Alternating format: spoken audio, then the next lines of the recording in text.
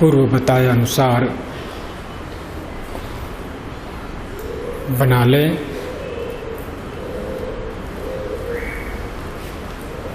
एक बार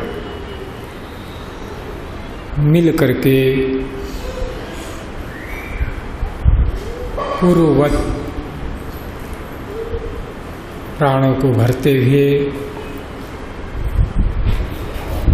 मुख से ओम की ध्वनि करेंगे और ध्वनि पर ही रहेंगे। प्राणों को भरना प्रारंभ करें।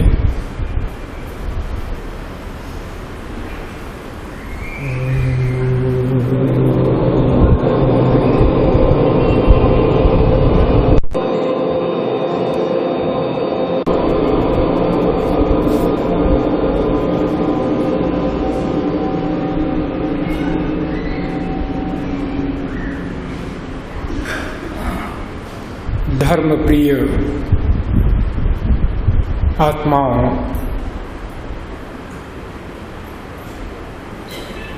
प्रातःकाल कुछ प्रसंग उपस्थित किया था। अपनी स्मृति को उसके साथ मिला करके अब इस कड़ी को जोड़ने का प्रयास करेंगे।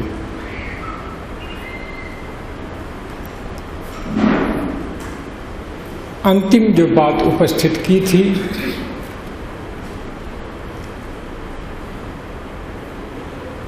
मनुष्य बनने की,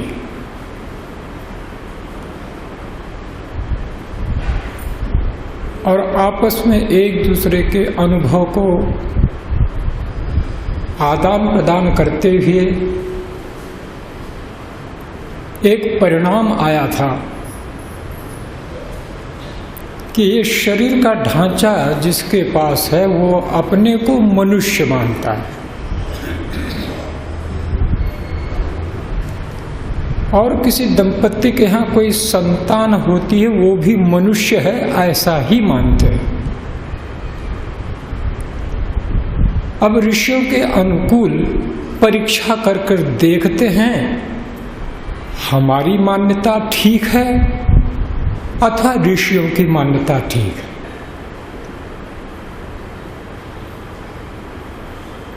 तो वेद कहता है मनुर्भव, सीधा सा अर्थ है मनुष्य बन, अर्थात मनुष्य होता नहीं बना जाता है। मनुष्य शरीर से इतर जितने शरीर हैं उनको और कुछ बनना नहीं होता, बने बनाए होते हैं। स्वाभाविक ही ज्ञान के अनुसार अपने जीवन को जीते। अब अनुभव से इस बात को भी देख ले कि बनना होता है या नहीं होता है। इस आगम प्रमाण की परीक्षा करते हैं।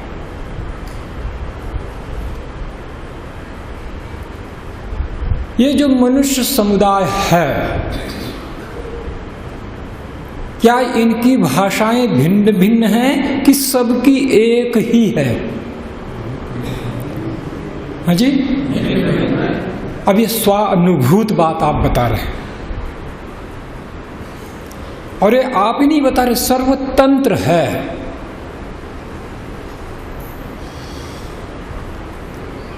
आपके व्यवहार करने की विधि भिन्न भिन्न है कि एक ही समान सबकी है? ये भी सर्वतंत्र बात है। बस इतनी ही परीक्षा इधर कर ली।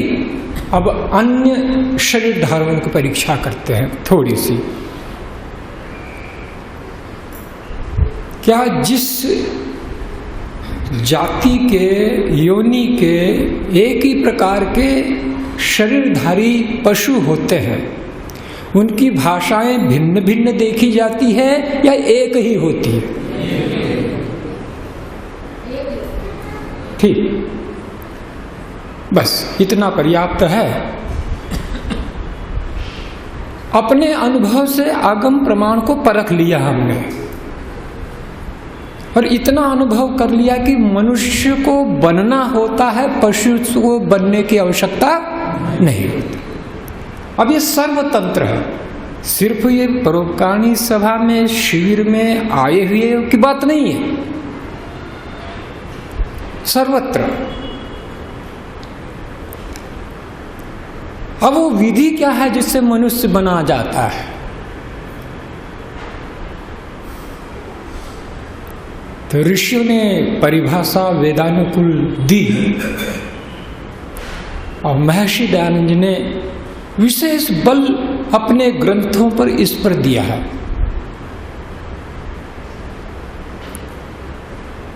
वे कहते हैं जो सब काम विचार करके करते हैं और स्वात्मवत सुख दुख हानि लाभ मानकर अन्यों से वर्तते हैं, वो मनुष्य होते हैं।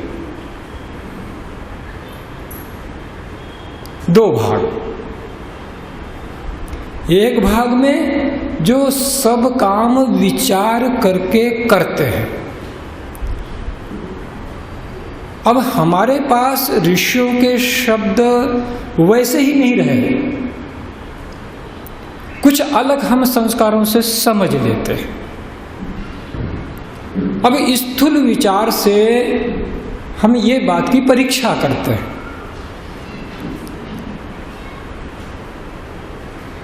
क्या प्रायः और आप जो उपस्थित हैं विचार कर काम करते हैं कि बिना विचारे करते हैं? विचार कर करते हैं।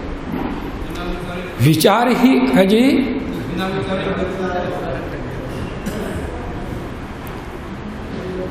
प्रश्न को ठीक से समझ लिया करो। स्थूल बात हमने पूछी, अत्यंत सूक्ष्म नहीं जा रहे हैं, इसलिए मैं कहता हूं शब्दों पर ध्यान दें और उसी शब्द के अनुकूल उत्तर दे दें। ऐसा ही प्राय सभी मानते कि विचार कर काम करते हैं, पर कुछ भी सोचना ही विचार है कि विचार कुछ अलग बात है यहां पर जो उपस्थित की है। अब जो चोर हैं, डाकू हैं, हत्यारे हैं, आतंकवादी आज हैं, ये सब विचार पूर्वक अपने कार्यों को करते हैं या नहीं करते हैं? तो करते हैं तो ये भी मनुष्य की गिनती में आ जाएंगे। इसलिए विचार शब्द को देखना पड़ेगा, उस ऋषि का मंतव्य विचार से क्या है।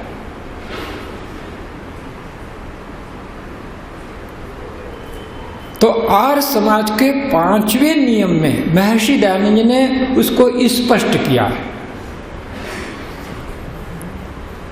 वे कहते हैं इसमें सब काम धर्मानुसार। कैसे?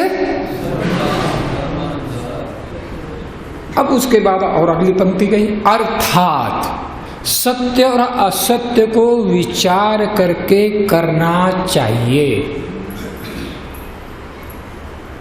अब ये अर्थात क्यों लगाना पड़ा उन्हें? अभी जो एक वातावरण है संसार का, और आपके साथ भी होगा, क्या धर्म कहने से अनेकता का बोध होता है कि एकता का बोध होता है? फिर स्थूल बात पर सोचिए। आज आप धर्म की बात करते हैं तो उससे एक ही बात का अनुभव बनता है कि अनेक धर्म है, ऐसा अनुभव बनता है। स्थिति जो है, वर्तमान जो है, आप क्या सिद्धांत करते हो, क्या परिभाषा करते हो, वो नहीं। जो आज वर्तमान में आप कहीं पर जाओ, कहीं से पूछो, और जिसको बहुमत कहते हैं, तो धर्म अनेक ही माने जा रहे हैं। यही सबसे बड़ा गड्ढा हो गया हमारा।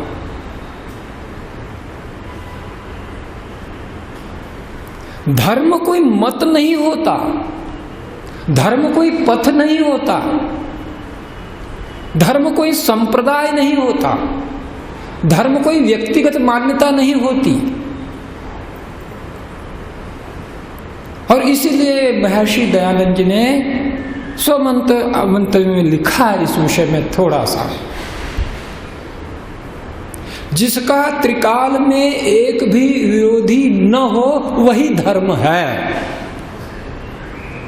अर्थात जिसको कि सब कोई मानते थे, मानते हैं और मानेंगे भी, इसलिए उसे सनातन धर्म कहते हैं।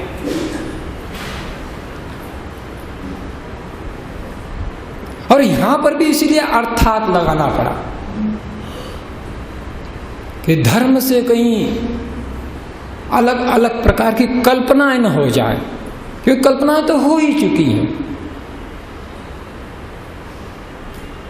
अर्थात सत्य और असत्य को विचार करके करने चाहिए। तो विचार नाम उसका है जो सत्य और असत्य का विभाग कर दे। जो ऐसा विभाग नहीं कर सकता वो विचार की श्रेणी में नहीं आएगा।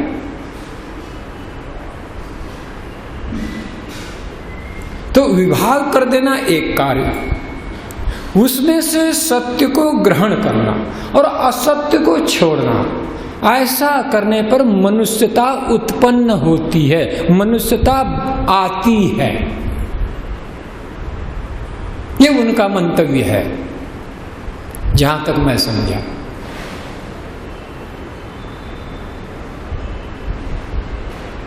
अब फिर एक अड़चन हमारे सामने उपस्थित होती है, अपना अपना सत्य। सत्य को भी लोगों ने एक नहीं रहने दिया। मैं इसे सत्य मानता, दूसरा कहता मैं इसे सत्य मानता, और ऐसे सत्य के विभाजन भी कर लिए अनेक। और जबकि स्थूल रूप में ही आप सोचें तो सत्य हमेशा ही एक होता है, असत्य अनेक होते हैं।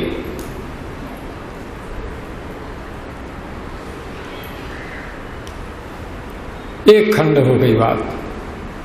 दूसरे खंड में स्वात्मवत सुख दुख हानि लाभ मानकर अन्यों से वर्तना।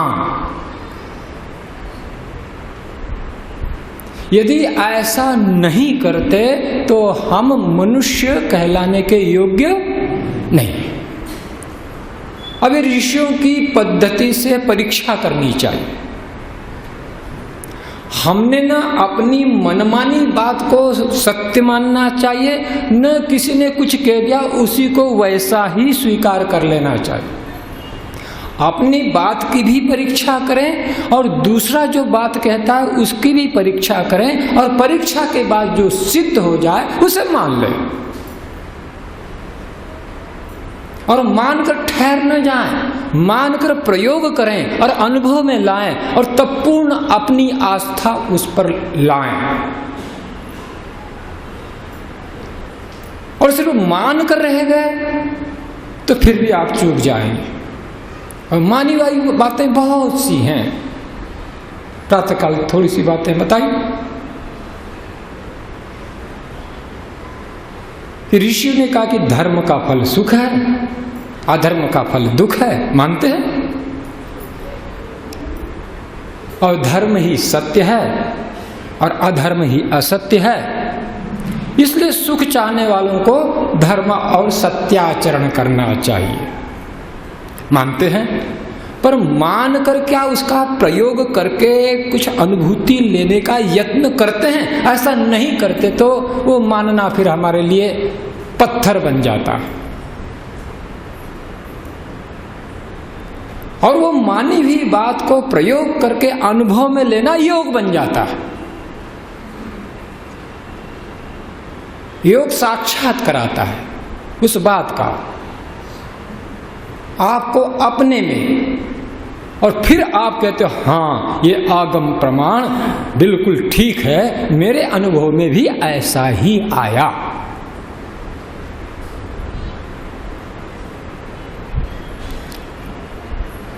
इसी के लिए उसको और थोड़ा हल्का करके कहा था, और उसे भी सर्वतंत्र के ढंग से परीक्षा की थी। क्या सब कोई असली पदार्थ चाहते हैं या नकली चाहते हैं? हाँ जी, ये सर्वतंत्र।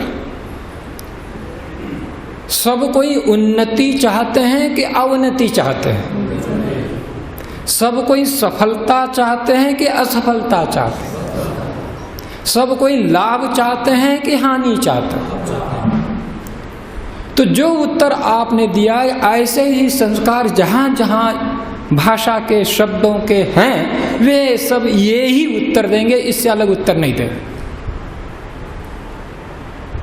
पर इतना चाह कर भी जब कहा जाता है कि धर्म से ही उन्नति होती है, धर्म से ही सफलता मिलती है, धर्म में ही लाभ है, वहां हमारी गाड़ी अटक जाती है। उसमें फिर हम कुछ हेतु दे दिया करते हैं। हाँ, ये बातें तो सब ठीक हैं, पर व्यवहारिक नहीं है आज। और जो व्यवहार में ना आए उसे धर्म नहीं कहते, याद रखना। धर्म कोई चिंतन मात्र वस्तु नहीं है, शब्द मात्र वस्तु नहीं है, कोई कल्पना करने की ढंग की व्यवस्था नहीं है। धर्म है जीने की, अनुभव करने की, साक्षात करने की विधि।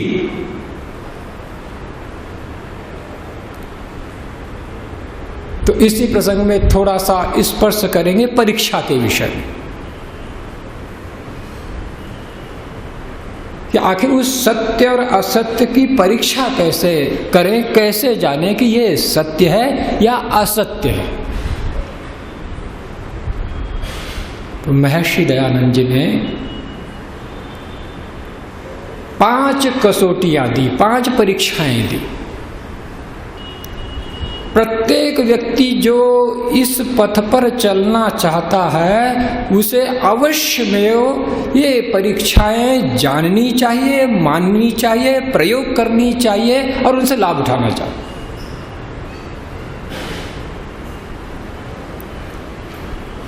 और पिछली बातों पर आ जाओ तो सुख सभी चाहते, दुख कोई नहीं चाहते, और सत्य का फल सुख है, असत्य का फल दुख है। तो फिर परीक्षा सबको करनी चाहिए कि किसी को करनी चाहिए और किसी को नहीं करनी चाहिए? देखते रहे, सब सर्वतंत्र बातें हैं, कोई भिन्न भिन्न बातें नहीं है। ये सिर्फ आपके लिए उपयोगी नहीं, मानव मात्र के लिए उपयोगी हैं, जो भी विश्व में मानव जाति है। और ये आकाश सत्य है, सर्वतंत्र सिद्धांत है। तो पहली परीक्षा है ईश्वर के गुण कर्म स्वभाव और वेदों के अनुकूल हो तो सत्य, विपरीत हो तो असत्य।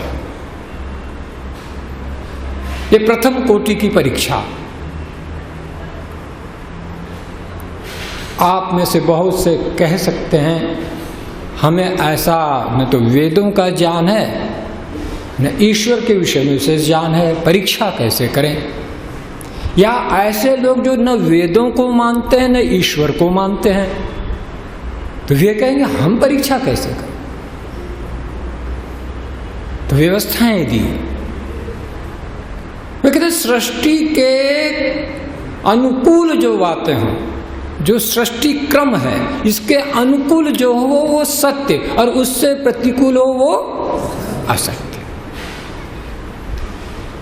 और मनुष्यों ने परीक्षा करके देख लिया, वेद की बातें सृष्टि क्रम के अनुकूल ही सब हैं, प्रतिकूल नहीं है। और इसे अन्य शब्दों में कहा जाता है ये प्रकृति के नियम खुली किताब वेद की है, जिसे सामान्य व्यक्ति भी पढ़ सकता है यदि चाहे तो। ये दूसरी कसौटी थी। तीसरी कसौटी, आप्त पुरुषों के अनुकूल हो तो सत्य और उससे प्रतिकूल हो तो असत्य। पर आप्त की परिभाषा को ध्यान रखना, हर किसी को आप्त न मान लेना।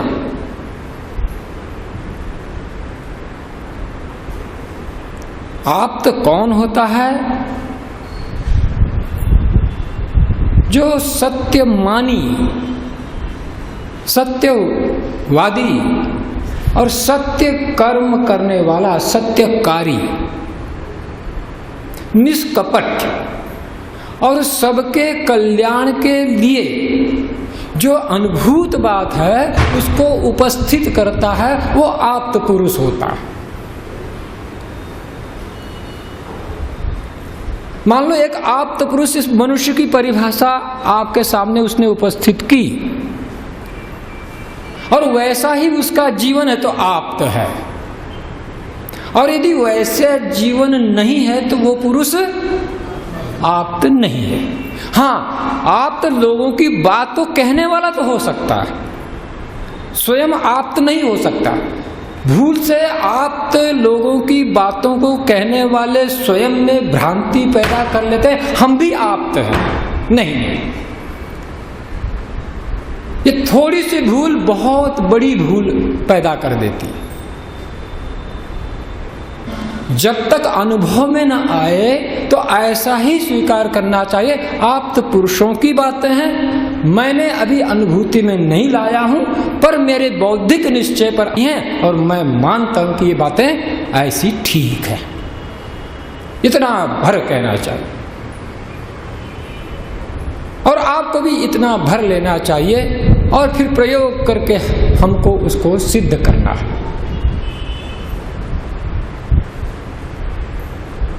चौथी परीक्षा,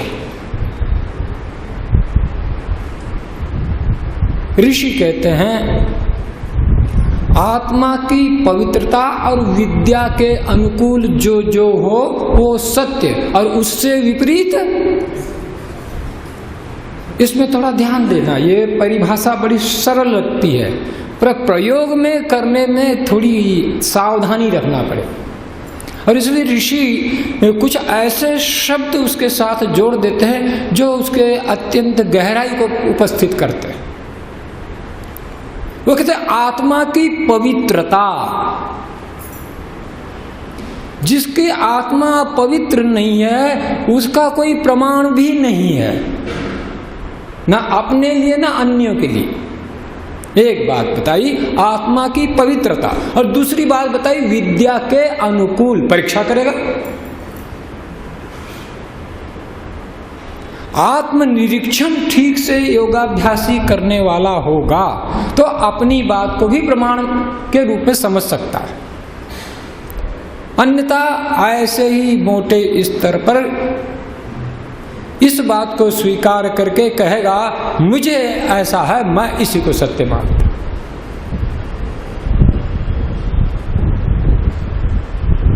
और अंतिम परीक्षा पांचवी है आठों प्रमाणों के अनुकूल। 8 प्रमाणों में है प्रत्यक्ष, अनुमान, उपमान, अर्थापत्ति, शब्द, ऐतिह्य, संभव और अभाव।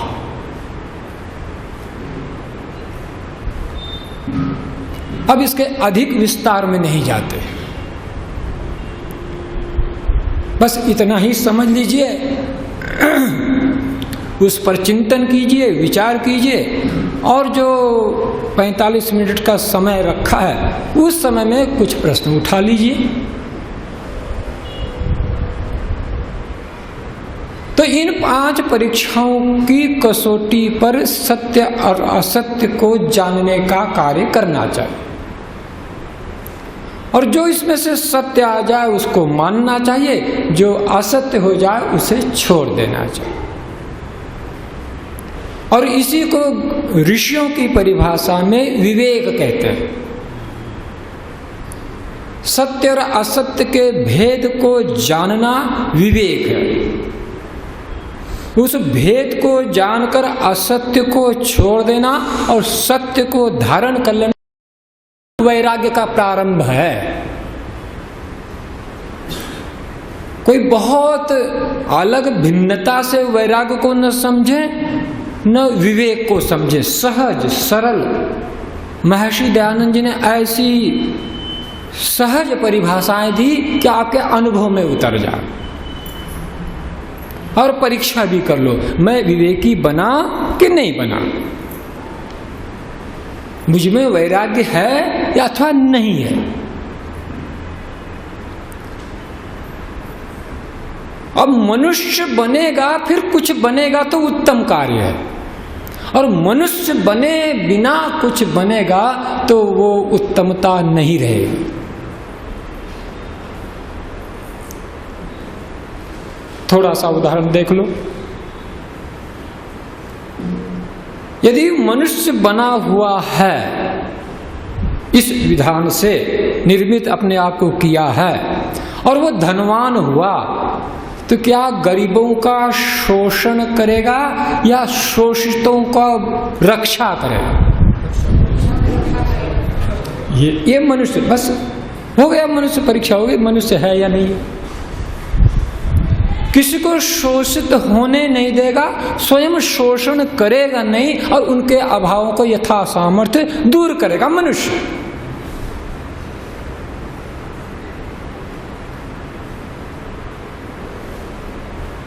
यदि कोई व्यक्ति जो मनुष्य है वो बलवान बना तो क्या करेगा? निर्बलों की रक्षा करेगा, उनका सहयोग करेगा। यदि कोई बलवान उस पर अत्याचार करता है तो उसको हटाएगा। इसी प्रकार मनुष्य बन के कोई विद्वान बना तो क्या करेगा? जो अनजान हैं, ना समझ हैं, उनको समझदारी देगा, उनको ठगाने नहीं देगा, स्वयं कभी भी जीवन में उनको ठगेगा नहीं तो मनुष्य।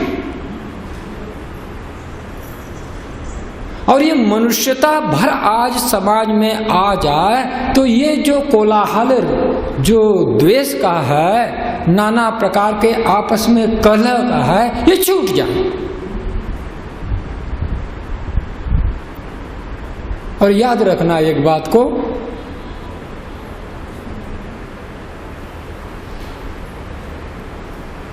कभी कभी हम इसको ऐसा मानकर जांचने में लग जाते हैं।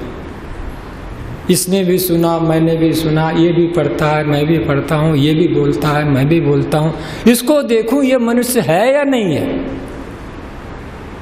ये भयंकर भूल हो जाती है।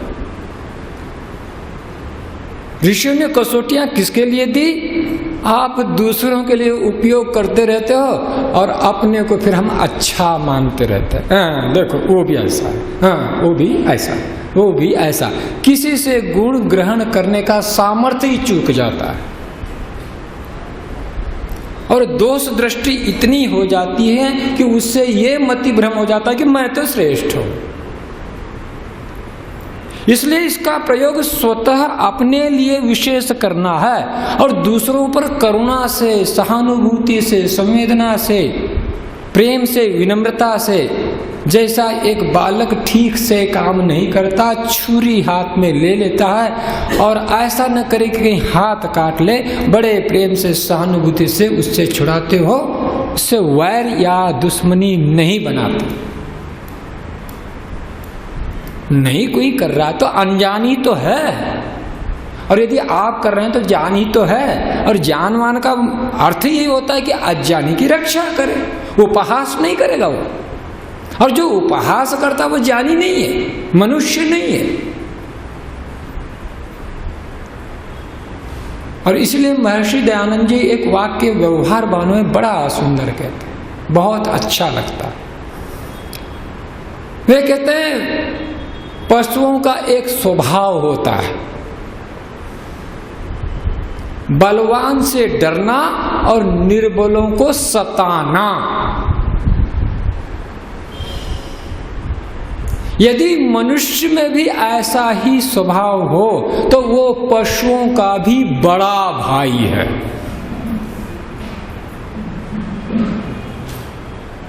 बड़े मार्मिक और गहरे अपनी पीड़ा को उन्होंने उपस्थित किया। किस लिए? ये मनुष्य जाति जो स्वयं दुख भोग रही है और अज्ञानता के वशीभूत अन्यों को दुख भुगा रही है, ये उससे छूट जाए और जिसकी भीतर चाह है उसको प्राप्त करके तृप्त हो जाए। अब हम इस काल में यहीं पर पाठ को विश्राम देंगे। एक बार ओम का उच्चारण कर लेंगे मिल करके फिर, और धैर्यता से शांति 3 बार बोलेंगे सभी मिल करके।